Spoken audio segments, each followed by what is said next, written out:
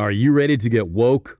Welcome to the Woke as podcast with your host, Alex Lazarev. All right, what's up, everybody? Guess what? It's another Woke as Fun podcast. Woo! And this one is special, not just because the lady's really good looking. Other reasons too. It's her spiritual advancement, folks. That's what I want you to be excited about. Her spiritual knowledge, her knowledge of truth.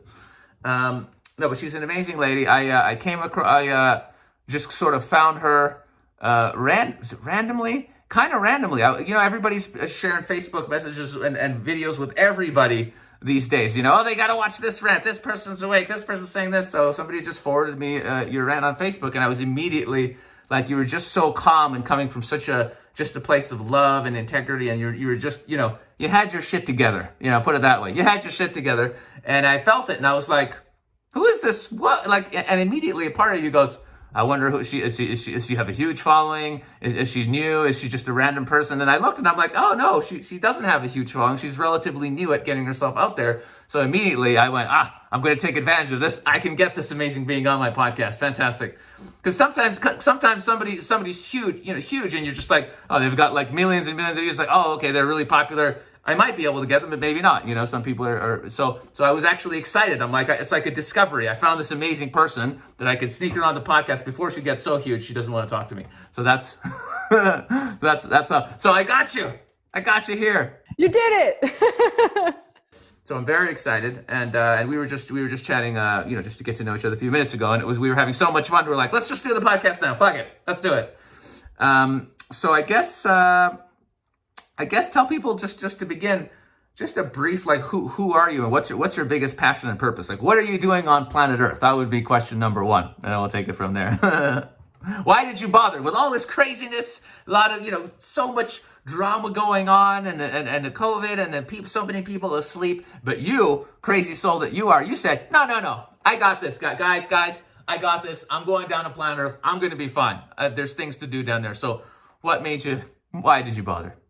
Yeah, I think I'm just a hopeless fool for God. I and lover of humanity. Like, honestly, it doesn't matter how bad it gets. I'm not going to lose my hope because I remember who we truly are. So honestly, it was like a download, an activation, something that just happened when I started seeing all this madness coming up. Like, okay, I got to start doing something seriously right now because I just last year actually started my organization called Dawn of Peace with the hope of being able to share some of the indigenous wisdom that I've been bestowed with, and I'm so grateful that I have, onto a kind of community platform. So I've been learning the sacred healing arts with the indigenous in the Amazon rainforest for the last 5 years. And last year I felt like, we're running healing retreats and we're working with people, very small retreats, 6 people maximum, because we really want to get to know everyone and give them the support they need.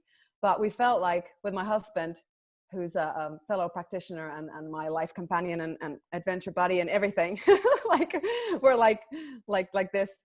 And we just felt like, we're doing something, we're in service, but how to be in service even more. So then we thought we got to create some kind of a community reaching platform. So then the idea came for Dawn of Peace, which is a peace organization. And we also call it a spiritual movement because we're all about educating people about natural law and sovereignty, about who we truly are as humanity, just reclaiming ourselves.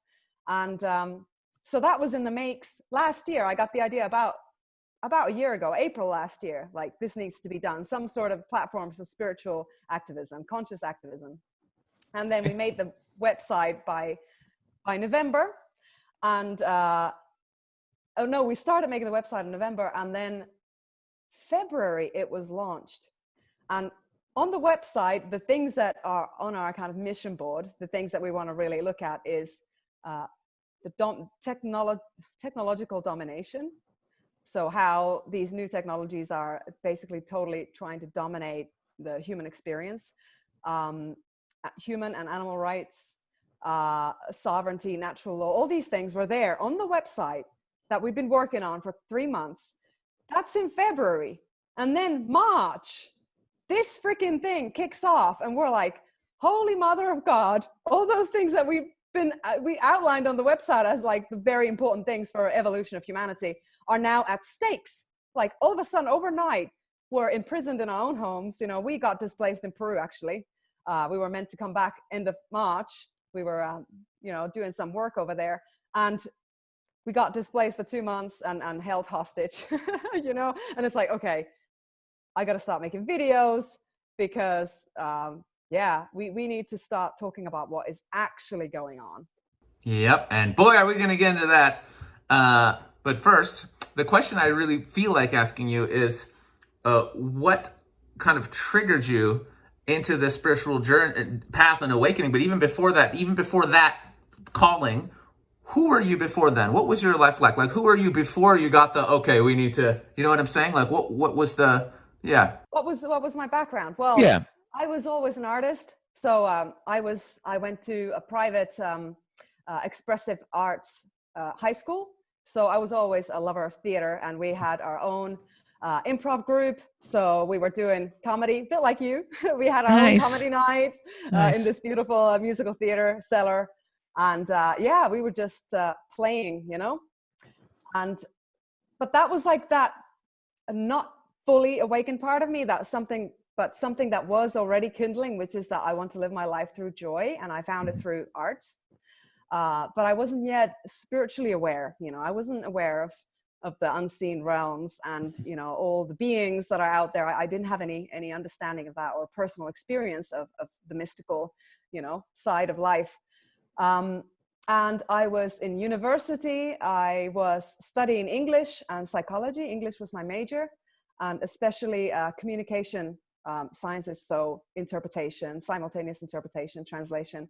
And through my connection of the university program, and then a personal friend of mine who was working for peacekeeper training missions for UN and NATO and the Finnish Defense Forces, I actually got a job being an interpreter for these peacekeeper trainings while I was studying. And back then I still thought UN is a good thing. I thought it's all about uniting nations in some kind of noble cause. And I thought peacekeepers are peacekeepers instead of people that unfortunately have to do things that are not peaceful at all, which I found out later, of course. So I was a bit green around the ears, and I was interpreting there. But interestingly, what happened was that during that job, I realized that I wasn't meant for being an interpreter at all, because the kind of professional oath or a vow, whatever you want to call it, of an interpreter is that you are to remain a completely impartial and neutral person, relaying information between people who have something to say. And so I had a natural talent for that, especially as a Gemini. I'm a communicator and quite fast. So I was really good at simultaneous interpretation, even in groups of like 4 or 5 people. And I was doing really well. But what started to disturb me was the fact that I didn't have any say in the matter. And none whatsoever. Like you cannot change the message. And so what I was witnessing was actually people relaying miscommunications, people relaying things that can cause conflicts.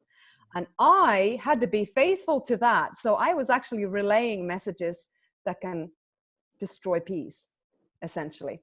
And I realized this is not the work for me. I want to be the one in the meeting saying what I have to say. I can't be the neutral, machine in between. And so I said, I quit, and I left the university program as well. I just left it all. And I said, I'm going to just give my life to the arts. And so I moved to London and continued my theater studies there. And that's where I met my husband, who is a bit of a sage and just an amazing artist himself as well. But he had just returned from the Amazon rainforest. And he was like glowing this kind of level of consciousness that I don't think I'd ever met before. I hadn't, in my circles of people, I'd never met someone who's been consciously journeying to meet their demons basically and heal themselves. And so he had this liberated aura. He had this like just this grace around him that I was like immediately captivated when I even saw him, and I was like, who is this man? And so we met, we fell in love, and he said, Henna, you have to come to the Amazon rainforest. You have to meet the medicine plants. You have to encounter the indigenous wisdom. And so we did that, and it blew my world apart and put me on this healing journey that I'm still on and will be on for the rest of my life, discovering the realms of God and the realms of my inner world.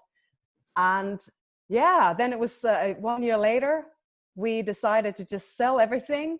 My husband had a music studio in London, and he sold even his favorite guitar, every single thing. Not the guitar. Oh. The guitar! So that we could go learn with the indigenous, and we did that. And we've been on that path, the last 5 years. Okay, awesome. Very good. So it's interesting. So you never sort of got like a deep internal call that was like, fuck, I gotta wake up. It was more like you met somebody who was amazing and you wanted a piece of that magic, and you went, okay, let's go check it out. And you just went for it. Well, I did actually. I didn't mention, I think I kind of forgot. The initial question was what triggered you to put on that spiritual path. I just gave you kind of a life story. Right. So I did have something that happened to me 2011, which was that I started having visions just in daily life. And so this was before any of the plant medicines, any of the indigenous ceremonies. I started having visions, and they were not good visions. Basically, I started seeing the darker energies and entities that reside along with us here. And I didn't know what the heck that was, but I started writing about it and paying conscious attention to it. And through that, I started to understand that, okay, there's more to this world than meets the regular eye, and that I need to become aware of things that I could do to keep my spiritual hygiene, if you will, intact. So I started then searching. I started searching for things that could help me understand the mystical realms and could help me connect with the light beings, with the celestial realm. So it started from that. It was spontaneous kind of opening of the inner sight. Okay, nice. So this is interesting. So this sort of brings me back to where we were earlier when you were talking about starting your organization, and because you want to educate people as to what's going on. The big problem, I suppose, on planet Earth today is really ignorance. But it's ignorance to so many different things, ignorance in terms of the spiritual, the ultimate truth that all the masters are pointing to, that we're actually the universe experiencing itself, or that we're literally one being fragmented into these infinite pieces. So we're all family, basically. So that real knowing of the true self, that we're immortal, we're consciousness. We cannot ever be destroyed. Consciousness cannot be, energy cannot be destroyed, right? We can just shift forms, but we're literally going through and exploring the galaxy forever until hopefully at some level of absolute and total enlightenment, literally merging back with the all that is, where it will not even be necessary to come back as a person. That's a lofty goal, but some beings have done it. And so that ignorance, and that for me, that's been extremely profound, getting people to into some degree into that awareness of, hang on, there's more than going on than that, just this person. But then if you look at the human experience, that's huge. But then the ignorance from like what is really going on planet Earth, who is running the show, who's pulling the strings, do we live in a reality where we have to bust our asses off doing something that we hate and eating shitty food, and everyone's got health problems, and it's just surviving is like a struggle for so many people. And why is that? Was it created this way? Do you know what I'm saying? Or has it been manipulated into this, and what do we do about it? So ignorance, it's really ignorance on a massive level, spiritual ignorance, and just straight up, what's going on. And obviously we're not taught anything at all that is valuable. And again, on that path, what you're talking about, healing, this is so important. I had an entity back in 2000 I picked up during an ayahuasca ceremony somewhere around 2012 that was so draining my energy to such a degree. I was like 33 years old. I couldn't walk around for more than 2-3 hours without being exhausted and having to go home. 33 years old. And nobody could figure out what was wrong with me. And thank God I was on the spiritual path, and I met a woman who was looking at my aura, and she said, you have something is attached to you and it's draining your energy and it's just hovering. And I was like, really? She's like, uh-huh. And eventually I met an exorcist, and he removed it, and my entire life changed. I literally went from can't walk around because I'm exhausted to full energy, absolutely back, like vital, like boom, overnight, just bam, in one moment, back to normal. And so again, everyone's got stuff. There's entities and all the time. Because now I can test and remove very easily. So I just run into people and I feel them like, oh yeah, let me just muscle test. You got 2 spirits that are not beneficial, an entity, and a demon. Nice. So you got about 4 or 5 things, all the time. Why is this not being, it's like you're crazy if you even suggest to someone, hey bro, just so you know, you've got an energetic attachment and it's fucking with your aura. It's like the most fundamentally important things are not taught to anybody. It's like the system is just literally keep everyone as ignorant as possible on the most important things. Your true nature, the nature of reality, that actually the physical reality is only a tiny aspect of what's going on. And there's so many layers and so many beings going on. And if you talk about this stuff, you're a lunatic. That's how much our system has been taken over. And so that's why, when I saw your website, I was like, oh yes, this is important stuff that we need to go through. I'm just a lunatic. I just do crazy videos and podcasts and rant and whatever. So where do we even begin? I mean, where we could go? I mean, just to go on from what you were saying about that reality of people having attachments, I would just like to say that it wasn't always like this. We used to have in our communities, we used to have people who knew how to perform spiritual operations, whether there was the healer or the priest or the shaman. We used to have, this was part of our life experience, was that we knew that this can be, and that some help has to happen in a spiritual hospital, if you will. We need spiritual operations for things. But then I suppose, these bloodlines that are siphoning our life force and enslaving us on so many levels realize that, wait a minute, we got to decimate these healers because we benefit from the fact that the more drained they are, the more enslaved they are on a spiritual level as well. That's good for us. And of course, the dark energy that they are hosting, that is running these guys, feeds off of us. So it's better the more of us are having these attachments and these entities. So they created these stories of witches, and they took the monopoly on healing, basically, and they started wiping out the indigenous people of the world, of all the herbalists and the natural healers, and yeah, that information over a couple of generations just vanished, where now people don't even realize that the root of their suffering could be coming from a spiritual cause. I mean, my heart bleeds for all those people who are locked up in mental asylums with a diagnosis after their name saying incurable, whether it's paranoid schizophrenia or whatever it is, psychosis. And I honestly, from my experience of the work that I've done and what I've seen, these are spiritual problems. They are not that something has suddenly gone haywire in your chemistry. I mean, how do you explain that? One day you're fine, and the next day you're hearing voices, and a lot of them are very violent, hostile voices.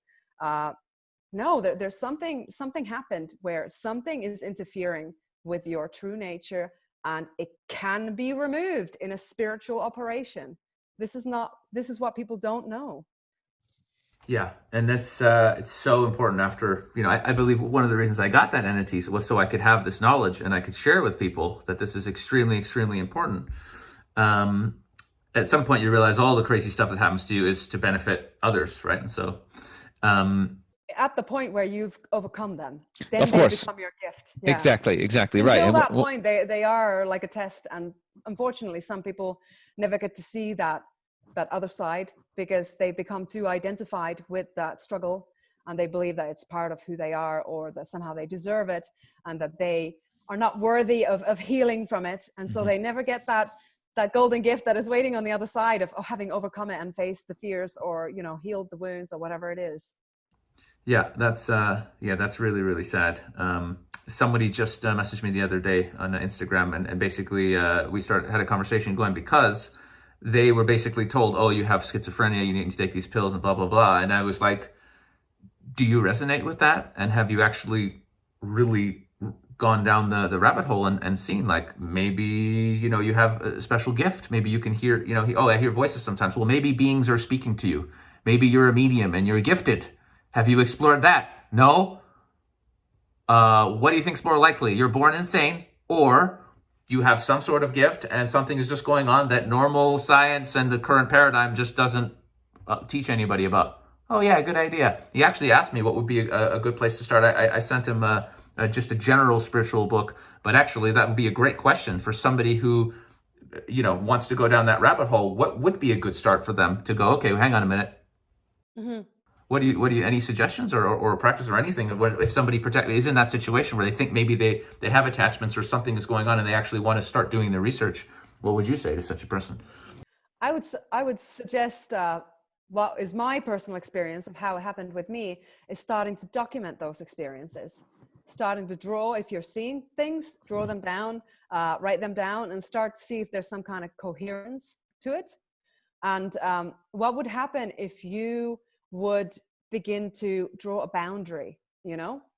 What would happen if you attempted to begin to claim spiritual sovereignty? Would you have an effect? Would you in fact be able to witness what is happening and even communicate with these beings, whatever they are? And I think a lot of the times it's almost like a spell. If you get that diagnosis, one can immediately identify with that and through that make themselves a lot more ill than what they were actually experiencing. So I would say not to identify with the diagnosis, because it's almost like that is a curse on you then. And it puts you into that resonance of, okay, you are now a schizophrenic person, or you are now a psychotic person. But to simply say, okay, what is it that I am experiencing that is giving me these kind of symptoms, if you say, and could there be a positive side to it, like what you were saying?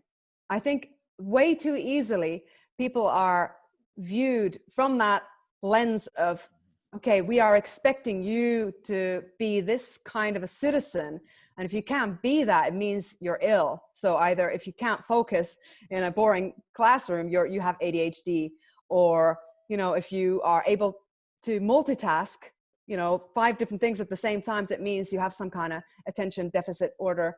And so it's straight away you've been made ill. So I would recommend to just sit with it and to explore both sides straight away. Like, could this be a gift? If I know how to navigate it, if I know how to ground myself. What I see in many people as well is they get on a path of awakening and they're not aware of the need to stay connected to earth. Instead, they already begin to ascend. And that leads them to appear insane, because they're so detached from that kind of earth consciousness of just regular things and talking about mundane things. They only talk about angel codes or activation codes or whatever. It can make one seem to be mad, even though they're not, but maybe they're just ungrounded. So I would just recommend for many people to, if you start having strange experiences, to first work with the elements to ground yourself. Whether it is that you daily go on earth and you have your feet on the ground. I mean, I used to do this in London. Even it was like +10 and raining outside, I'd go to a park, take my shoes off, and just, because I needed that, because we are electrical beings, so it's a literal grounding that we need to do to connect to that magnetic frequency of the earth.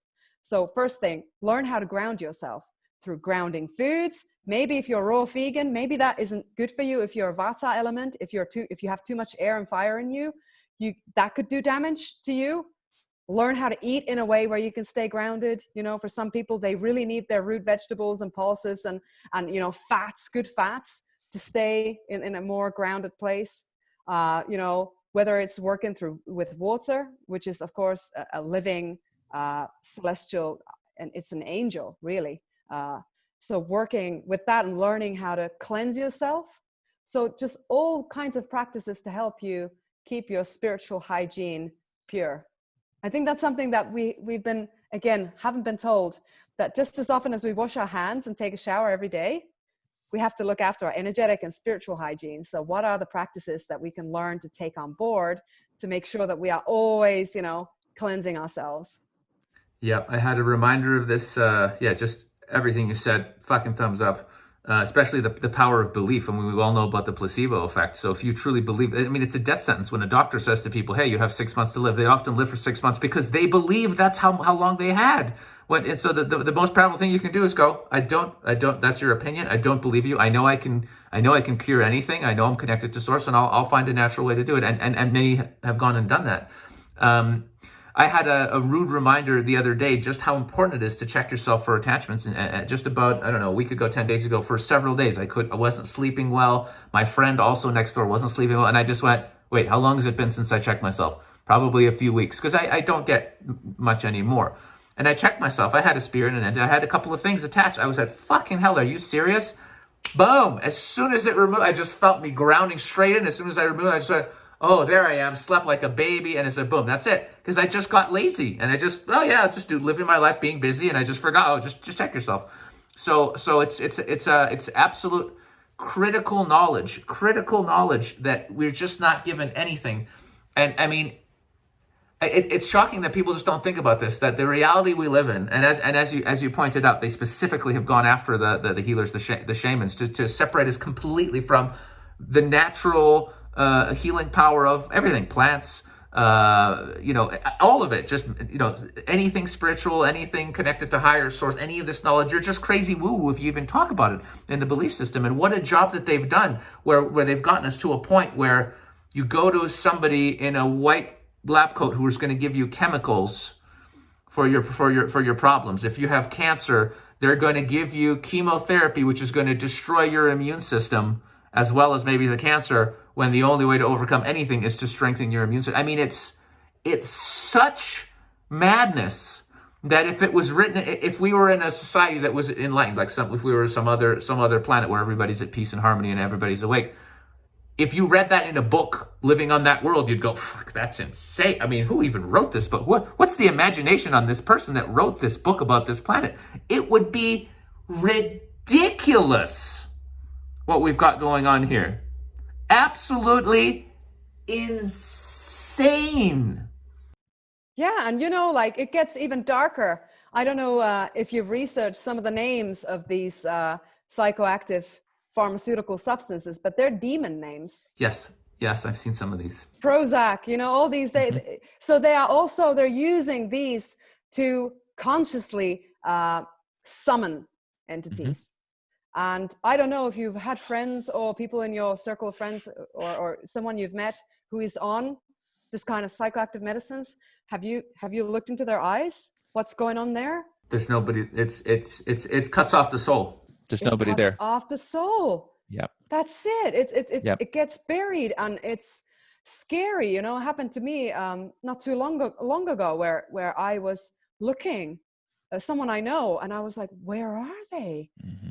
Holy mother. I mean, somebody I've known for a long time, and it's just like, I couldn't recognize the person. I mean, there it is in flesh and blood, this person that I love, but I couldn't recognize that, individuated spark that the person is. And I was just, oh my God, hurting, and knowing that it's not in my power, because we're all free beings.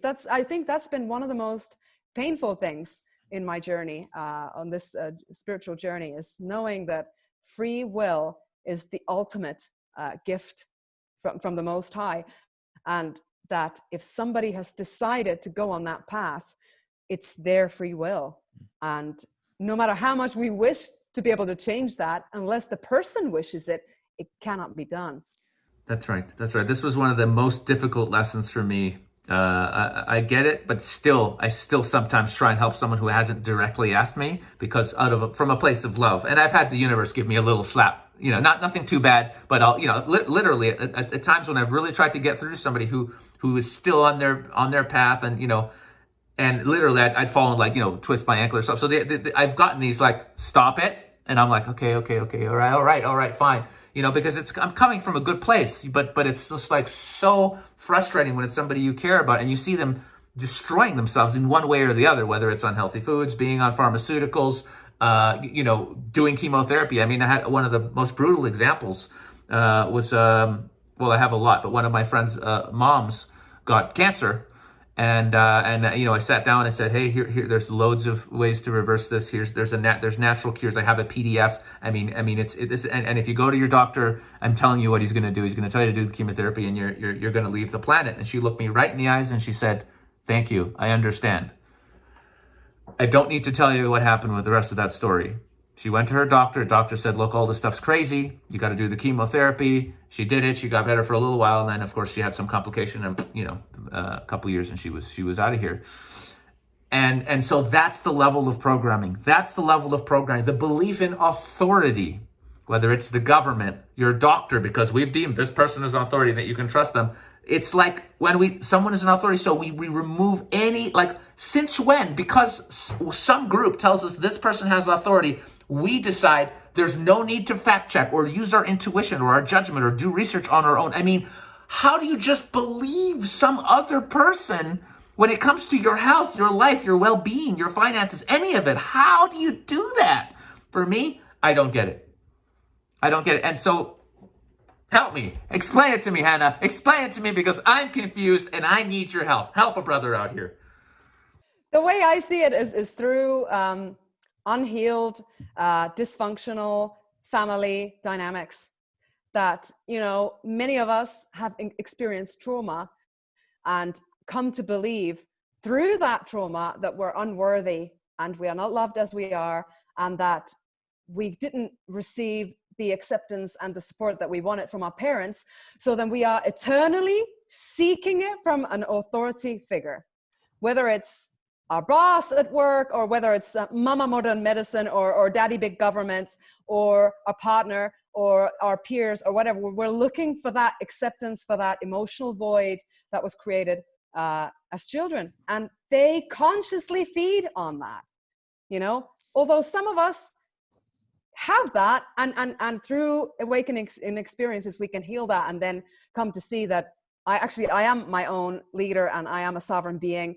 But as a generalization, I see that it plays on those dysfunctional, unconscious, family dynamics. That's interesting because me and my main job even now is teaching social freedom and authentic communication. So people can go out there and connect with other people. And so I always say it's the love and acceptance that we're seeking. We just want to be loved. We want to be accepted. So we're going around and anyone who will give us that love, we're like, oh, okay, well, this person's going to love me. And that's a way you can get manipulated because you're looking for an external source of love and an external source of happiness, whether it's I'm going to make more money, I'm going to get a big house, I'm going to be more famous, all these things looking out there. And it's just the ego. And that's the main thing I talk about in my work. It's the ego that's striving for some level of success and acceptance by going out there and being amazing, but the ego's not real. It's a creation. It's not a real thing. The soul is real. The connected to God, absolute eternal soul that is one with all and can never be harmed. That's actually who we are. And the spiritual journey, simply put, is disassociating from that ego, which is just a figment, an imaginational figment that's desperately trying to be real, and connecting with the eternal self. So interesting that you're saying that we have this we're seeking to please authority in some way, because I always look at it as we're looking for that love, because why would we? Yeah, because I guess we leave mommy and daddy because of that. So because the fundamental belief is I'm not good enough, I'm not loved. It kind of kills that self-respect spark in many of us, where we feel like, well, I'm not worthy anyway, so I might as well just. But I don't see how following authority, like just doing what somebody tells us to do, makes us feel more loved. We're just taking orders from somebody, Well, that's it. But that's the unhealthy, dysfunctional family dynamic, of the super strict or violent, parent or. I see. Emotionally, it's like that. We're used to that role. Right. We're used of to being told what to do. Unloved. Yeah, we're used to being that unloved toddler, and we're used to knowing that it doesn't matter if I ask for help because I won't get it anyway. And it's just like this. I feel that it's just a collective trauma that is making us stay in that frequency of, okay, well, you're abusing me, but I'm not worthy of anything more. So I'm just going to try and pretend it's not happening. That's what a lot of people are doing as well. They're pretending that the government is not a cult of violence. They're pretending, no, they are doing their job. Just like we make excuses for abusive parents or bullies at work, or, you know, abusive partners. It's that, because it comes from that lack of self-worth, lack of self-love, you know, putting up with that kind of stuff. So I feel like collectively that's where many of us are. That's very well put. So essentially you're saying, and by the way, I already see a funny meme coming, we're all in an abusive relationship with the government, aka with our current reality, with the paradigm that we're literally in an abusive relationship, which interestingly, at least with the parents, you're kind of born into it, and you came out of somebody's vagina, you kind of go, okay, I guess they have some authority over me, they helped me come here. But the government, it's like we don't have a contract, and I guess this is where we get into the natural law stuff. We haven't agreed to any of this, right? We just come into the world, and it's like, oh, well, you got to follow these rules and pay these taxes and take the, and it's like, and it's getting to a crazy level where it's now it's like, oh, well, take these pills and we're going to inject you with this, and but it's like hang on a second, it's like I didn't sign up for any of this. So it's getting crazier than ever before. And what a paradigm shift for someone to really, for all of us, what a paradigm shift that there is no authority over you other than self. You are your own sovereign being. You are God in a body connected to all that is forever, eternal. Child of God, for sure. Child of God. And so how like what? And so how do we reconcile this? I mean, and again, this is our life's work, right? It's huge. I'm doing the best I can. I know you are, but it's just so big when the vast majority of people still believe in this. They still believe in authority. And I think, what to do? First step for me, when we lead ceremonies, when we hold space for others, when we have sacred ceremony with plant medicines, it's all about frequency. So in order to help others liberate their attachments and heal their wounds, the space has to be a space where they are safe, where they are loved unconditionally, and where there is energy of joy, where we're calling in, our spiritual allies, the heart of Christ to sparkle in all of us. And we're holding that space so that everyone can have that soul journey and meet those dark aspects of ourselves. What I feel is happening now on a collective level is that humanity has kind of been put into this dark night of the soul, where through this fear-based mind control and trauma-based mind control, everyone is facing their own fears, but nobody's holding space for them. Nobody is filling that space with love and protection and safety and joy. So what I feel the first step to do is begin to fill the collective consciousness, the aura of this planet with love, with joy, with celebration.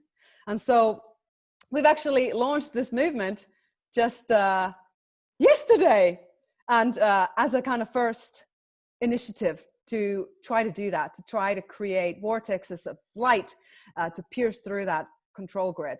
And it's called Summer of Light. And it's a conscious movement where we celebrate health, freedom, and harmony. And it's an invitation for anybody who wants to do something about this madness to begin to co-create events in their local areas where it's based on conscious action and joy. So there's already groups in Israel, in South Africa, in United States, Australia, Europe. I mean, as soon as we shared this idea, activists have taken it on board and said, yes, we're doing this.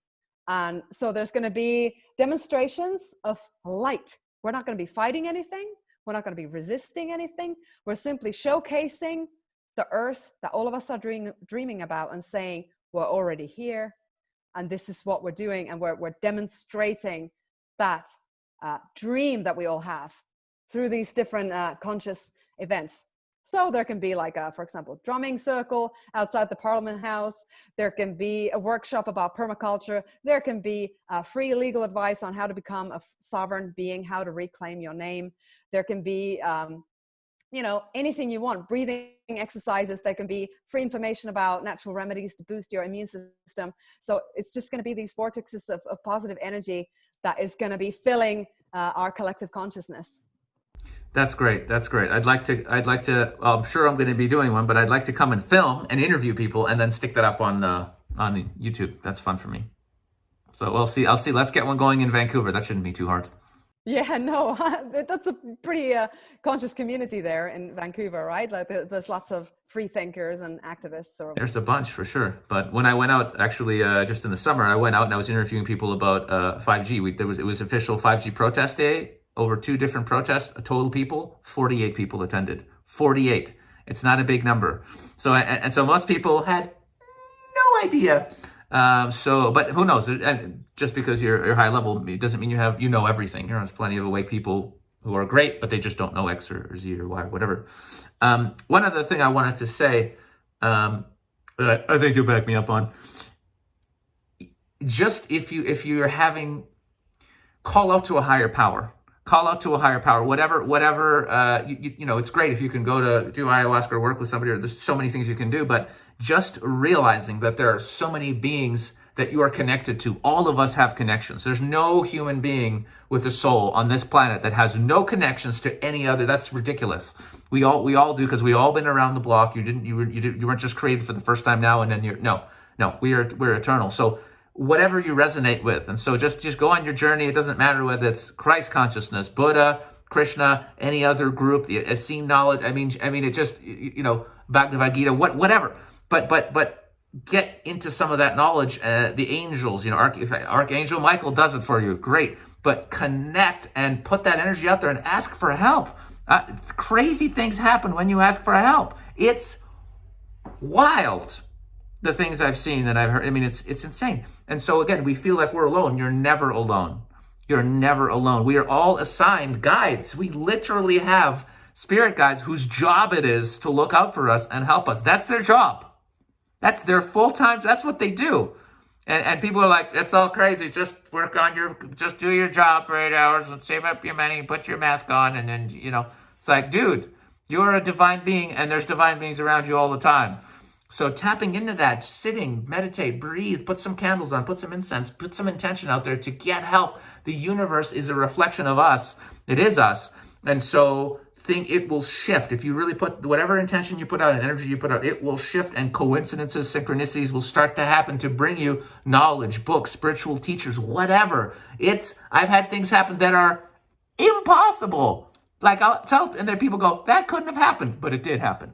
It did happen because we're not living in 5 sense reality. This, what you see, this wall, this is a dream. This is an illusion. This is not base reality. Base reality is permanent, forever, unchangeable. A temporary world like this cannot be the base reality of our existence. It can't be. Okay. So to start putting that out there, oh my God, things happen. Things happen. Yeah. I personally know someone who walked through a wall, and it's like 100% real. So, as soon as you introduce to your reality that everything is in motion, everything is vibration, everything is frequency, then there is no limits anymore. And this isn't to say start doing some crazy stuff and jumping off buildings or anything like that. These people have been on a spiritual journey for a very long time, and they're already so advanced that it's natural for them.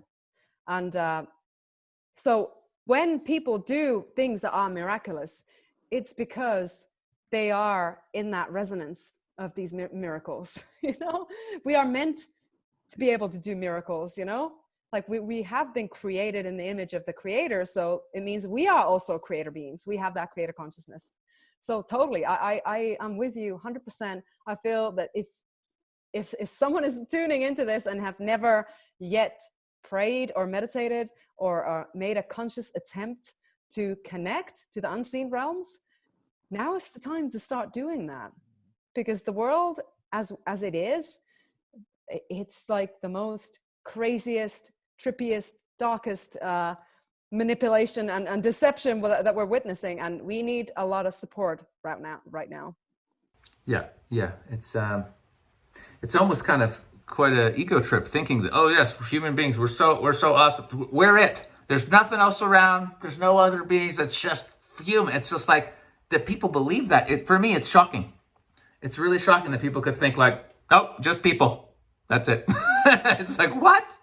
And the arrogance to say that all of these ancient cultures all across the earth are just like stupid and you know, like crazy and superstitious beings. So like, really? You go to Sumeria, you know, South America, Egypt, India, really? You say all these like 1,000-year-old traditions where they have these incredible writings and scriptures and traditions, that was all just their stupidity, and that we, the modern, you know, Western man or a woman, are somehow the epiphany of, or the, how do you say it? It's not epiphany. Epithemy? Epiphany. What's the word? Yeah, of the all development, and that we are the highest. Oh, epitome. You meant epitome. Yeah. Highest form of consciousness, and all those ancient traditions are just a joke. I mean, I've met people like this, and I just, yeah, it is difficult sometimes to have compassion and understand that how could you possibly be in such a state of delusion and arrogance that you can just dismiss all that. I've always personally had a real like intrigued fascination and interest if someone starts telling me about mystical experiences. I've never once ever been in a state of consciousness where I could just dismiss it and say, no, that's just madness. Why would somebody just actively be making stuff up and lying? That's not in my reality. I don't think people do that, you know, generally, because you get mocked for talking about those things. So why would you willingly put yourself into a place where you can be ridiculed? I don't think many people are doing that, you know? No, I don't think so either. So I guess this brings us to kind of what we were just getting into when we were having our little pre-chat. You were joking around how people think you're out of your mind. people think you're the bad guy. And again, what a reversal we've had of reality, where the people are talking about spiritual truth, self-love, healing, you know, all this stuff that's absolutely necessary right now for us to make it through this as a collective. We're literally, people think we're crazy. You know, a lot of people will just go, you're absolutely nuts. How has this been pulled off? Let's get into that. How did they manage this? Because I know it took they've had a couple thousand years they've been working on it, right? So but I mean, wow. You know, just like, how did we get here? You know? Oh my God. Yeah, it really is. I see one of the biggest ingredients in this is the separation from nature. And whenever I talk about nature, I like to remind people that the root word of that word nature comes from Egypt, natar, which means spirit. So nature, spirit, inseparable. You know, when I maybe I have a little bit different perception to you about reality, because I see that matter is spirit, and that they are inseparable, and that it's not an illusion, it's just a manifestation of spirit. So when I think of nature and I see, you know, the harmony in nature, and I see the shapes, the forms, I see that this is a manifest, almost like a little glimpse of the higher and deeper realms of reality, but it is still a part of it, you know? Just like our bodies, I feel they also have sacred consciousness, and they can communicate to us. And they are not just an illusion, but they are also a part of the creation, and that we can embrace them and learn to listen to them as well. So I feel that one of the biggest tricks that has been done is that separation from nature, because I feel like as soon as we were driven into these urban areas, you know, these places where the earth is no longer breathing, and there is no more that like literal electromagnetic connection to that consciousness of the earth, we began to form a different kind of machine consciousness, if you will. And yeah, I feel like that drove us away from our true nature as well. So if we understand law of correspondence, as within, so without, as above, so below, as the universe, so the soul, then we realize that if we are separated from our true home, which is, you know, Mother Earth, in this plane of existence where we are, we're meant to know how to live in harmony with nature, right? But if we just begin to destroy that and decimate that and annihilate it, and live in these concrete boxes, then it's like, that's what we're doing to our soul then. We're just putting these walls in between us and that divine consciousness. You said it, and if you look at what's happening, it's the devastation of nature on every level, like getting us into the cities and disconnected from it, and just like, destroying the I mean, literally, we are wiping out the planet. It's like they want to get rid of all nature, because it's not only is that our connection, but all the so much, like the medicine to fix and heal and everything. It's all there. It's all there. The Creator was wise enough to put it. It's around us. It's all around us. So to get total control and total disconnection, it's like they have to wipe out nature. Because I'm telling you what, you take any human being and you put them out there and just put them out. Tell them, hey, listen, all your things out there in the world, everything's fine. You're not going to lose your job. Everything's going to be great. We're going to put you out into nature for a week, and you're going to have great healthy food. And you're going to swim in a lake, and you just that person after a week, if they just know all of their worldly affairs are being taken care of, they just get a week vacation just in nature, and I'm telling you, they're going to feel in such a different place at the end of that week, especially if this is a city dweller who probably hasn't been out in real nature in years. They're going to have a life-changing experience. I mean, really, that's how powerful it is. I've had the most, insane things happen. Downloads, the biggest one was literally just walking through old forest, outside of Vancouver. That was just epic, and then I literally got a download from this 1,000-year-old original growth tree. I felt it. I was like what just happened? And then as I was walking and talking, literally the experience just happened. It was when I was in this epic nature. It's just so to disconnect us from that, and again, if you just think about it logically, everything was put here for us. The sun, the water, it rains, and we plant seeds, and food just literally grows out of the ground. I mean, it's unbelievable. So our life should be farting around, eating berries, frolicking with animals, making love, having a great time. And sure, you need to do a bit of work. You need to plan, and you need to do some things and whatever. You got to build your little hut, go and get some bamboo. But it's all here for us. It's all here for us, where we can have these amazing lives and live as we were supposed to in a tribe of probably a couple of hundred people, where you have deep relationships with everybody. When you have kids, they're supposed to be raised by the tribe, the wisdom of the elders, And many tribes, if you're 20 or 25 and you're 30 and you have a kid, you don't know shit. It's the 70-year-olds. It's the 80-year-olds that are going to educate your kids, because they know what's up, right? It's natural. It makes sense. You're in a tribe. If your parents are sick or they can't look after you, it's fine. There's other people. It's so obvious. It's so logical. And it's like, it's the opposite. Anything that's good and whole and natural and just good, get it out, destroy it, separate it. It's like turning us into robots, literally. It really is. It really Robots. is. It's that machine consciousness. And, I see that part of the reason why they are destroying places like the Amazon is not just to take the earth, but to just annihilate the last free people of the earth. Because the indigenous are still free in every single sense of the word. They haven't been domesticated. They haven't been enslaved. So they are a real threat, because they are still original human beings in all their glory. And I tell you, like, having lived alongside them and learned with them, it's unbelievable, like, how little we understand about what it is to be human when you live alongside them, and you understand like how their senses are developed. For example, how they can sense a snake without, you can't even hear anything, and they know, okay, there's a snake coming. Or they can see a bird that you can't even see, like you can hardly see it with binoculars. They can see it in the distance. So it's like, what all walls have been put on our senses and our spiritual senses that have made us into these fear-driven, domesticated animals. And they want to wipe these people out. And, there is a genocide happening right now in the Amazon, where almost half of the people in Amazon have had direct experiences of their family members being murdered.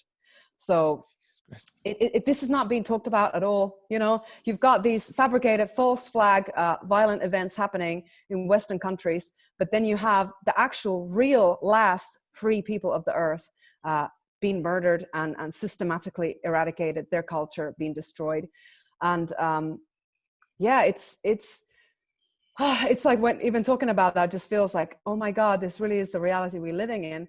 But there is still hope, because some of them are now beginning to be in touch with the Western world, and they are reaching out to people to say, look, we need your help. It's unrelenting, the attack. Please do whatever you can to help us. So they are forming alliances, they are forming NGOs to get some kind of protection for them, because it is just beyond what is happening over there. And it's not in any of the news, of course. Of course not. Yeah. Yeah, that's really heavy. I mean, are they literally just sending in the military and cops and just like, because I realize that they're deforesting, right, to plant, to have more cows, and so people can eat more. So I realize that's happening. So they'll be destroying the habitat where these beings live, and they but are they literally going out and just going with guns and just shooting, killing them? Yeah, killing. What countries is this going down in? All of South America. Colombia, Brazil. I'm not sure about Peru, but I know Colombia and Brazil. It's happening. I was in a conference last year, the AYA 2019 conference, and they had a committee of indigenous leaders that came there to talk about the medicine. But instead of talking about the medicine, every single one of them in each of the lectures over the 4 days that the conference was taking place talked about how their people are being killed. That's how urgent it was. That Wow. they were saying, we can't talk about the medicine until you start to help us, because we are being murdered. And yeah, it's one of those things that is really testing the faith in humanity, and to just know how every single one of our nations have been built as well. Like there has been indigenous all over the earth. In Finland, where I'm from, there used to be an incredible culture there where they knew how to talk to nature, how to commune with the different spirits, how to heal themselves. And now, the indigenous of Finland, of the Nordic region, the Sami, have been driven all the way up to the very northernmost part of the country, and you never see them, you never hear of them, you don't even know they exist, because they are such a minority. And I guess they want nothing to do with the modern world. So it's like they have no other choice than to hide and to try and keep their culture somehow alive. But it really is that machine consciousness that is taken over. And I feel that we just can't wait for some kind of solution, that like we have to just take it into our hands now and not wait for someone else to save us, but to begin to broadcast that message of light and the message of love, and to say, we are creating a new earth. We are creating a world that is based in harmony, in freedom, whether you like it or not. We're not asking for permissions. We're reclaiming humanity, and we're reclaiming our sovereignty.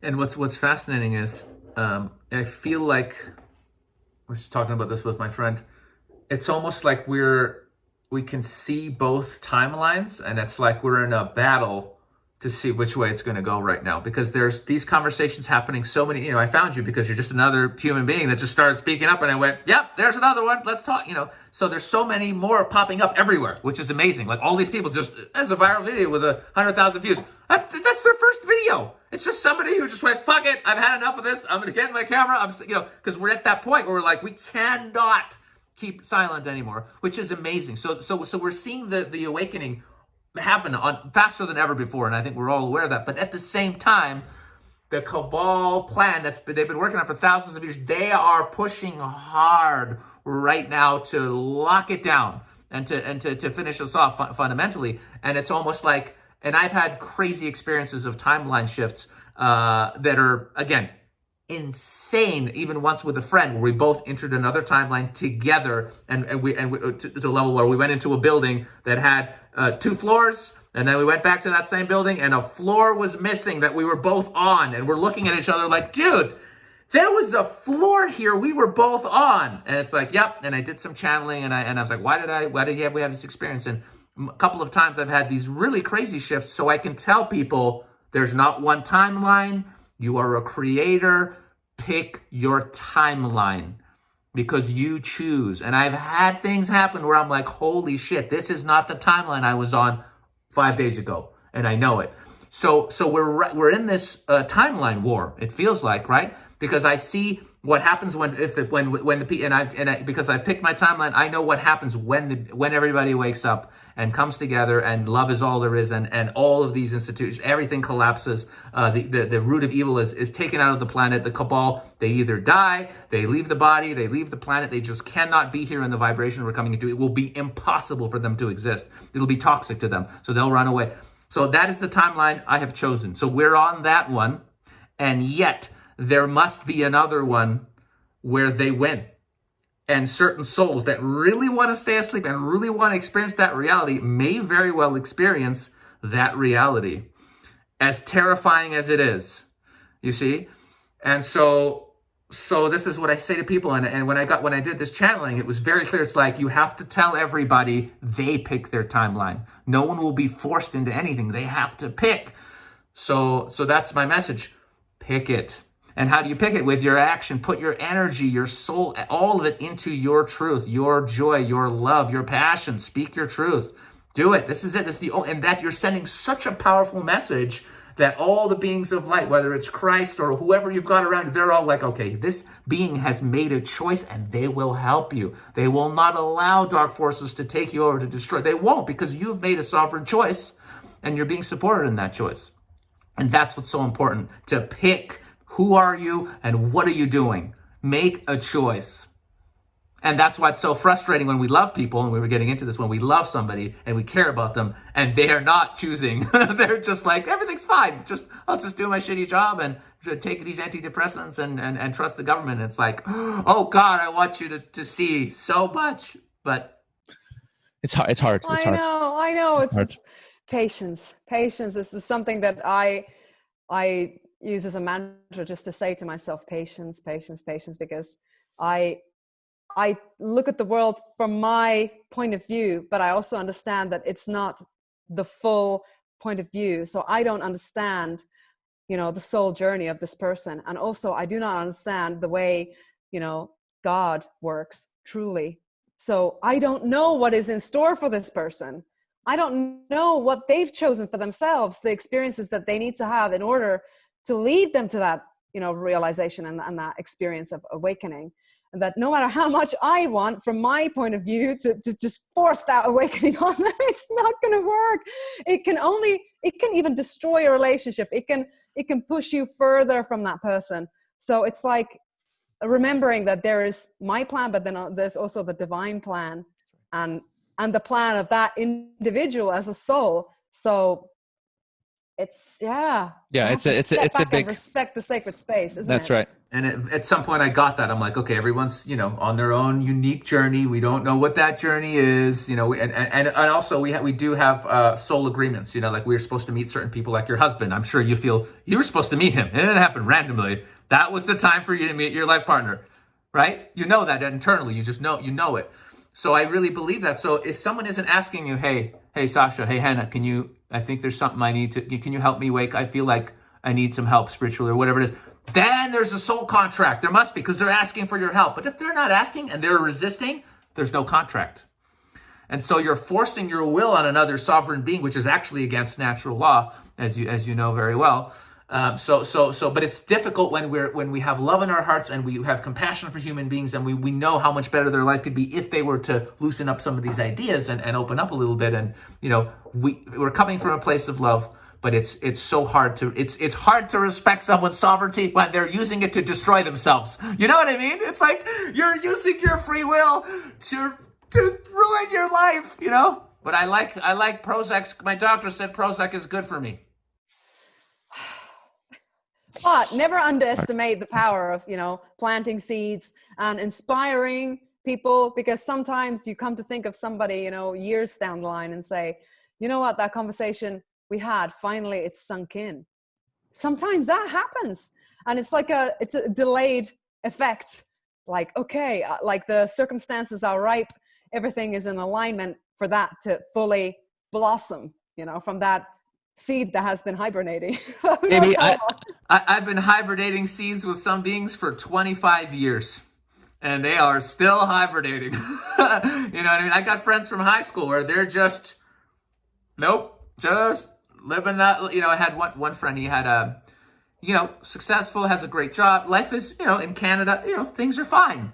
But there's no connection to anything greater, to spirit, nothing. And at one point, he had a breakdown in his mid-30s. He was just like, what is this? I just keep working, and I just get older and older, and then so what? I have more money, and I just die, and that's it. I mean, what the fuck? And I went, excellent.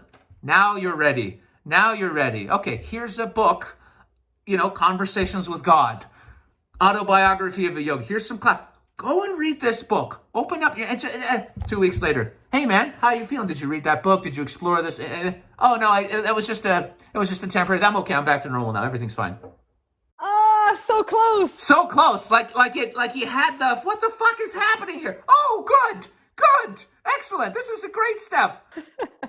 5 years later. So did you ever, and the irony in this situation is just really funny. This particular friend happens to live literally across the hall from my first spiritual teacher, a fully illuminated being, like an amazing being that's like, that you would meet and go, holy shit, literally lives across the hall. I'm like, dude, she has a library of the most amazing books about consciousness, healing, the nature of reality. You could just go, because you're my friend and she's my friend. You could just go over there and be like, hey, can I borrow a book? You want to have a cup of tea? Like, literally, my friend is living next to an enlightened master. Nope. Not ready. I know what you mean. I know what you mean. And for me, the most challenging subject right now is the subject of vaccination. And having watched the footage of children that have been, and adults and teenagers that have been injured, and families that talk of their family members that have died as a result of that, and having people around who are saying, I will definitely 100% get the COVID vaccine when it comes out, is like, shit, it really is like, how can I impart and stream to you all of the information and research that I've done that have led me to know for a fact that they are not safe? And you can't. And it's like, okay, you just, once again, just got to respect that for some reason, this person will need to go through with that, even if it means that it will, create a painful experience of loss or injury. But many people, it takes a very painful experience for them to begin to see God. Honestly, it does. Yes, but God, it would be so much better if that experience was twisting your ankle or being in a breakup, or rather than getting injected with something that may kill you, or make you, have you serious problems for the rest of your, like, ruin your life essentially. Like God, if we could just wake people up just before that point, just get into a car accident, even, something like a minor one, just break your leg, just a broken leg, that's it, something. But yeah, it's terrifying. And now it's almost like, I don't know if you watch David Icke, some of his interviews with London Real, but they're pretty big. And he basically came out and said, the cabal, they've kind of entered the room and they've closed the door behind them. They're here. They're not hiding anymore. That's what blows me away when people are like, no, everything's fine. They're not hiding. Bill Gates isn't hiding what he's trying to do. They're not. They're just like, yep, this is what we're doing. We want to vaccinate everybody, and we're going to make billions of dollars doing it. And yes, we want to trace everybody using software on your phone. And they're not hiding anymore, and they're right here in front of us saying, we are trying to take over your reality, and you're all slaves, and you're going to do as you're told. And still, people wish to remain asleep, even when it's right in your face. And that tells you something, that they can come out this openly with their agenda 21, agenda 2030, all the documents planning this pandemic. They're there, to the Rockefeller Foundation documents in 2010 to a T. Describe what they're going to do 6 months before the event 201, planning out everything, all of it. It's all there. They always do a rehearsal for everything that they do, and so even with that all being there, it's difficult to comprehend how people can just go, no, everything's fine. 2020 is what we call the perfect vision, right? That's in right. Optical terms. And apocalypse meaning uncovering, unveiling. So it is true what you're saying. Everything is totally revealed. It's right in front of our faces. And it seems to be like a crossroads for humanity now. Which way are you going to go? Are you going to willingly be made into a hybrid and maybe even a robot? Are you going to merge with the machine consciousness? Are you going to take a brain chip? Are you going to, have yourself sterilized? Are you going to go down that road? Because it means the end of humanity for you and all the people who take that. Or are you going to say, I remain in the human intelligence and in the creator intelligence, creator consciousness, and I will go down the road of harmony and co-creation and joy and love and peace for all. And every single one of us is asked now to make that choice. And it's a personal responsibility. And, there is so much information out there, as you're saying. We are constantly broadcasting a signal. We are transmitting a signal. But anybody who wants to grab that, if anyone wants to look for it, they can tune their consciousness to find that message. If they're not doing even that, and they're willfully choosing to go along with all that deception, then it is their choice. And then what will happen, we can only help the ones that are ready to come along with us. And maybe we will have colonies, maybe we will have, our own societies and even certain nations or continents where it will be an organic life. And some areas may be like the Matrix, Yeah, that's really freaky. Apparently, this battle between AI taking over and organic life has been going on for quite some time, and apparently we're here now, and it's and this is why apparently so many beings are here watching what's happening, because again, this is a choice where humanity has to make right now. Do we want to be human, or do we want to be something else? And that's something else. Whew, I don't like it. I don't like it all. I like being a human. I like having a heart. I like feeling and laughing and crying and loving. It's wonderful. It's the human experience. But being free. Being free. Yeah. Freedom. Yeah. How could you not want freedom if you have a choice between slavery and freedom? How could you not want freedom? It's literally that choice. And here's the fascinating thing: for such a long time up till this point, even though we have been very much slaves, and you have to pay taxes, you have to spend money for food. So everyone is basically forced to work and pay taxes to these organizations. And I know where the money goes. It's not good where the money goes. So essentially, we've been slaves for quite some time, but with a caveat. There's been this illusion of freedom to a degree if you're in certain countries, for example. Some countries, no. If you're living in Cuba, there's no illusion that you have freedom, no. But if you happen to be born in Europe, America, the Five Eyes countries, the Commonwealth countries, you could choose to start a business. You could choose to follow your passion and become a musician, a comedian, a nurse. So there's some level of, I wanted to be a nurse. Yes, I pay taxes and blah, blah, blah, but it's my passion to help people. I wanted to be a nurse, and I am. So there's this, I'm doing what I want with my life. So there's this degree of, life's not so bad, is it?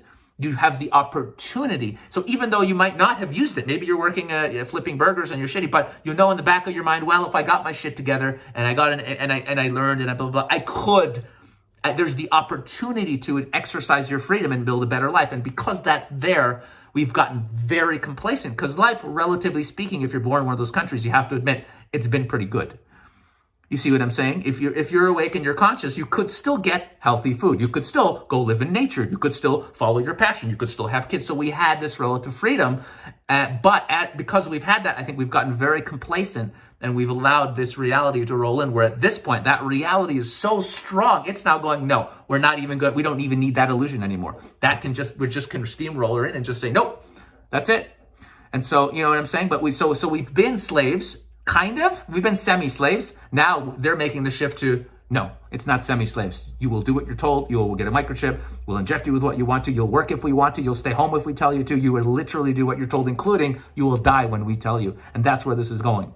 They choose who live and who dies. That's actually what's going on here. And what a simulation we're in, hey?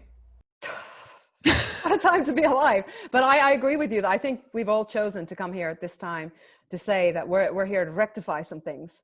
So I believe there are actually a lot more of us than we even know, because of the censorship that is going on. It's really challenging to locate each other and to get a real feel for what is going on. Because where I am in Spain, for example, here, you're forced to wear a mask. But I've started to talk to people, just not saying, you're stupid from wearing a mask, or not from that kind of like a place of judgment, but just to say, like, look, did you know that the mask actually doesn't prevent the transmission of any kind of microorganisms? Like, you know that if you can breathe through it, it means it can pass through it, just like gently. And they're like, yeah, I know. So many know. They're like, I know. Why are you wearing a mask? Well, because my business can get a €1,000 fine if there's somebody who isn't wearing a mask inside. So it's this police state mentality. You know, everyone's just afraid of getting fined. They can actually see that it's all a scam. A lot more people than we realize can see it's a scam. Or if they can't see it's a scam, they're sensing there's something awfully wrong in this picture. We're constantly getting contradicting information, even from the CDC, from the World Health Organization, from our own governments. You know, the things are constantly changing. Something is really wrong here. But what is it? Do I dare to go down the rabbit hole and discover that I've been lied to my whole life, you know? So what I feel is important is just to make those connections and say, you're not alone. I'm there with you, you know? And just to start making it safe again, that we can talk about these things, we can share with each other. And by the way, there's a way you can take a fine and not pay it. Did you know that? Legally? Did you know there's ways that you can play their justice system against them? Have you heard about conditional acceptance of a fine and what that means legally? I haven't. Well, some amazing activists just shared about this to me a few weeks, what was it, last week even, where he said there's such a thing as conditional acceptance. So basically, if you get a fine, here's your fine, you take it, and along with it apparently comes some kind of forms if you want to complain. You don't touch that, because that form means that you're in agreement with them. You don't touch their forms. You don't do anything. You create your own letter, and it states the conditions to which they have to prove that it's just that fine. So for example, in terms of masks, you could put 3 bullet points and say, if you cannot prove to me 100% correctly within the next 28 days that the following is correct, then I assume that this case has been finished and is obsolete. And then you can put there that masks cannot under any circumstance cause a bacterial infection in the lungs, or masks cannot under any circumstance create symptoms of carbon dioxide poisoning, that masks, blah, blah, blah, whatever it is, you can put however many conditions you want there. And then your name, not in capital letters, because capital letters means it's your straw man. You have to write in lowercase. You know, you can use the first letter as capital, and then there's even a code you can put after it, which draws to the common law, meaning you're a sovereign being at the end of it. You send it to them, there's nothing they can do, because it's unlawful in common natural law what they're doing. So we can, if we want to, we can start doing that. We can just say, give me the fine. The thing is that people feel alone and afraid. So it's what you're saying. It's organizing that community. Like here where I am, we have a Telegram group, and we're getting as many people in it. We're putting in a lot of links, and now some of us have put a little flyer together that we're just going to be. Hey, do you want to read what's really going on with it? You read this flyer. It takes you 3 minutes, and you're going to get some information. So, and we're actually going to be giving that to everybody: the police, the fire, everybody. It's a small town, so we can actually, we know, it's not going to be that hard. So we're going to educate the town, and we're doing what we can. So again, if 1,000 people or 10,000 or 20,000 all at once go, we're not playing this game, it's over. But as an individual, of course, you don't want to get arrested. You don't want to be fucked with. But if that's what I'm hoping, that this thing we've been hearing about for a long time, that there's going to be a global, massive awakening. Literally, I'm hoping it'll be like a global spiritual experience where everyone will just realize, wait, there's more going on. We're connected. I'll have a burst of love and realize, this is okay. Holy shit, I'm more than a person. Okay. And then boom, everybody has this realization that we're all brothers and sisters, and then we don't cooperate anymore, and it's over. And the game can just be over just like this. And I'm praying, I'm hoping that something like that happens. But that's the power of just getting people together. If you live in a city and 5,000 people decide they're not playing the game, it's over. What are you going to do? You're going to put 10,000, 20,000 people in jail? There's no capacity. You can't. It would be insane. It's over, And they rule by consent. That's something that all of us have to always remember. They rule by consent. So if we don't give our consent, they can't rule. And how do they get our consent? Through manipulation. Manipulation and us not doing anything. Exactly. They're obfuscating the truth. They're manipulating reality. They're creating all these false flag events. They're brainwashing and mind controlling us through the media and all these different channels. And then we have become apathetic and complacent and acquiesce. But if we say, no, we're getting together, we're starting to organize ourselves, for example, like through the Summer of Light movement, it's honestly, the only reason they're able to do it is because they siphon our life force and they feed off of the negative vibrations. So if we become our sovereign beings and we stop being their food and say, you can't feed off of me anymore, guess what? They're going to have to consume themselves. They're going to starve and they'll end up consuming themselves because they live off insatiability. They have the spiritual insatiability, never-ending thirst to feed off of others. They're vampirical, they're parasitical. And so if we stop being their willing food, the whole plan, everything will dissolve. When I discovered that, it was the same beings that have funded all the world wars, all of it, and they're funding both sides. So it's not about money. It's not even about power. It's about creating war and devastation and creating this terror, fear, being murdered, killing, the most negative, horrific energy because they feed on it. When I realized that, I was like, holy shit. And that sort of brings me into probably could be one of the most important questions. When you're starting to wake up and you want to help other beings, how do we do that and because it's so heavy, how do we wake people up but stay in those high vibrations and stay in the love when we're talking about shit that's so heavy, i.e. the eradication of the human race? It's tricky sometimes. When I really think about what's going on, I'm just like, geez, you know what I'm saying? So it's difficult. I think everyone has to go through that dark night of the soul. Honestly, I don't think there is a shortcut. I don't think there is a way to awaken without pain. It's like birthing. It's like, dying. Always that transition, even in the physical or as in the spiritual, is going to have some pain to it. That suffering is necessary because it means that we are learning something. So I feel like, the best we can do is to try and hold space for those individuals and to say, I've been there myself and it was hard. Look, I'm here for you, whatever you need. And maybe we can do our best to try and give them not the entire image, not go to the very worst of what is happening in terms of the dark occultism and all of that, what they are doing, but just simply stick to the societal and political dimension and talk about what is happening there. And then that is, for some people, that is enough to go into awakening and to change their lives. Some others need to go down every single rabbit hole and discover the very depth of where did it all start? What is going on? What is happening in the unseen realms? Where are all those children going that are missing every year? And when they go down that place, there's no way that you can go there and not feel pain because it is incredibly painful. So I think just for those people, we need to just be able to hold the space and support them and say, you will come out of it. And that information, you can transmute it into a drive to do something about it. I think if we give out that knowledge with the intention of this can empower you to do something, then it doesn't have to be such a burden, because it means that, okay, now we're equipped to understand the reality. We're equipped to have that consciousness to read what is actually going on. So it's like this illusion, this fantasy needs to be bursted, and it can be painful. But look, this is all so that you can begin to take action, because we need you. We need every single one, as many as we can, to come along into our camp of human consciousness and organic life. Come with us, because everyone is important.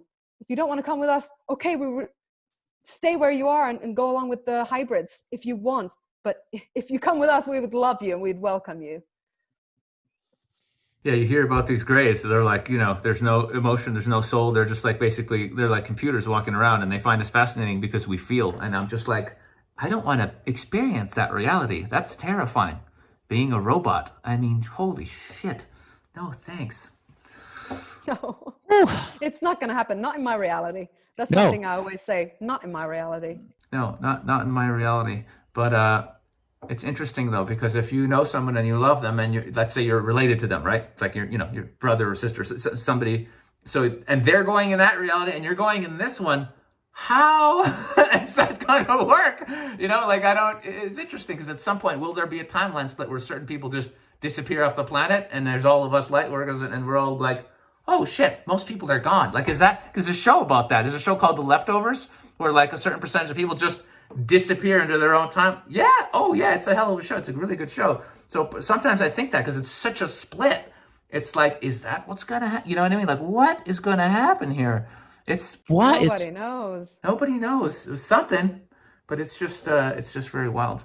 Okay, well, listen, this has been such a fun talk. It's just like hanging out with a new friend, isn't it? You know, when we find each other, it's just like just hanging out with a friend. It's my new friend. She's great. So tell the people. Like, you mentioned your website, but tell the people, like, where can they find you? Where should they follow you on social media? How can they get involved if they want to reach out? If you want to be a co-creator of these conscious, joy-based activism events, then just tune into summeroflight.com, and there you have all the info, all the concept for this movement. If you want to follow the other activism we do, then I have the dawnofpeace.org. And just personally, if you want to see my video vlogs and my transmissions, then you can find me on YouTube, Henna Maria, or Facebook or Instagram. Yeah, you've got some great videos about truth and just good stuff. So I recommend everybody just go and check it out. And it's just, you're such a bright light. I just feel good watching your videos. You know, that's why I reached out. I just saw your video. I was like, this bee is full of great light. It's great. I love her. So it's really an amazing thing, though, that this craziness is forcing us really to connect with each other so that we can come together and do so. So it's like we're discovering. I think there's so many of us out there, and what we can do when we join forces is it's magic. It totally is. I can see so many more constantly emerging. It is like, butterflies coming from the chrysalis. It really is like that. And so, I've made a conscious choice of, I know enough of what is going on not to pay attention to it anymore. I mean, I may, put some taps on, okay, what is the newest lockdown regulations in Spain, just so I'm aware of what I can be fined on and stuff, or the newest patents that are created. But I'm focusing most of my life force on the solutions. So how do I create conscious activism? How do I support others who are doing that? And I encourage many light workers to do that, because it can be so very draining to constantly look at the insanity and just to say, okay, I know enough. I know why they're doing it. I know where they're trying to go. Now, what do I do to create another timeline? What do I do? Because it hasn't manifested yet. Some of it has, but some of it is still in the horizon. So I feel like we need to be able to focus on that, the plane of effects, because we're still in the causality now. So if we change the causality, the effects will be different. So the more awareness there is, the better, of course, and sharing that information and that knowledge with something that can help people and empower themselves. Yeah, it's really tricky. A lot of people, they just get caught up, especially when they start realizing what's going on. They get caught up in the fear and the negativity, and it's like it's very important to understand the power of vibration and the power of your thought and your intention as you start waking up, because you can. And this is actually what I was trying to get you to comment on in one of my questions. It was like, how do we acknowledge the reality and talk about and share it, but stay in our hearts, stay in the love, stay positive, while talking about the darkest, most fucked up shit. And that's difficult. And I've even seen some really high level beings say they're having to spend way more time doing yoga, in prayer, doing their spiritual practices, all the things that they do, whatever, qigong, much more than before, because it's so heavy and there's so much of that energy. Even the high level beings, they're having to put more energy in to keep in their center, because it's, what I'm saying? So you can imagine your normal person who's like working their ass off, their kids hate them, they got debt, like life's a fucking challenge and stuff. Then they're starting to find out about this, crazy stuff that's going on. You could see them just going into a fucking depression, so it's really, really, really a fine line of like, it's tricky. It's a tightrope. Yeah. It really is learning how to balance that. And I think that's a great point, just to give people some, tips on what to do when you start uncovering these things. Remember to make enough time to sleep. I think that's one of the most important things, because if we're sleep deprived, it's much easier to flip into like mania, go to manic space and anxiety.